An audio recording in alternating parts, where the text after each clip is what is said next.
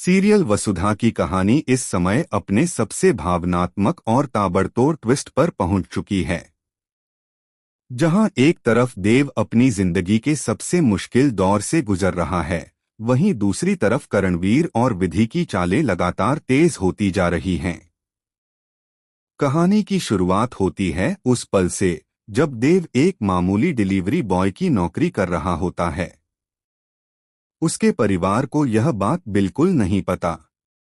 चंद्रिका को हमेशा लगता रहा कि उसका बेटा कहीं दूर किसी बड़े बिजनेस प्रोजेक्ट पर काम कर रहा है, लेकिन सच्चाई उससे कोसों दूर थी। उधर विधि, जो किसी भी हाल में देव को पाना चाहती है, वह भी देव को तोड़ने और उसे अपना बनाने के लिए हर मुमकिन चाल चल रही है। वह जानबूझकर ऐप से पार्सल ऑर्डर करती है ताकि देव उसके घर आए। जैसे ही देव पार्सल देने पहुंचता है, विधि उसे ताना मारती है, मैं चाहूं तो तुम्हें सिंगल स्टार दे दूं, फिर पूरी दुनिया के सामने अपनी हालत समझाते रहना। देव शांत रहता है, लेकिन जब विधि शादी की बात करती है तो देव साफ शब्दों में कह देता है, मैं इस जन्म में ही नहीं, हर जन्म में सिर्फ वसुधा का ही रहूंगा। विधि तिलमिला जाती है।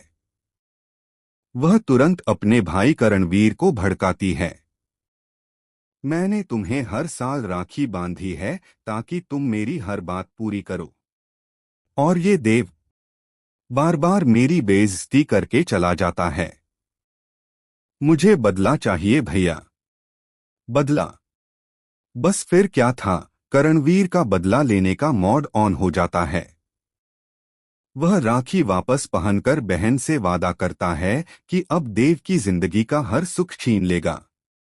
दूसरी तरफ देव रेस्टोरेंट में ऑर्डर डिलीवर करने पहुंचता है, लेकिन उसे नहीं पता कि वहां उसका पूरा परिवार मौजूद है, चंद्रिका, देवांश, सारिका, सभी।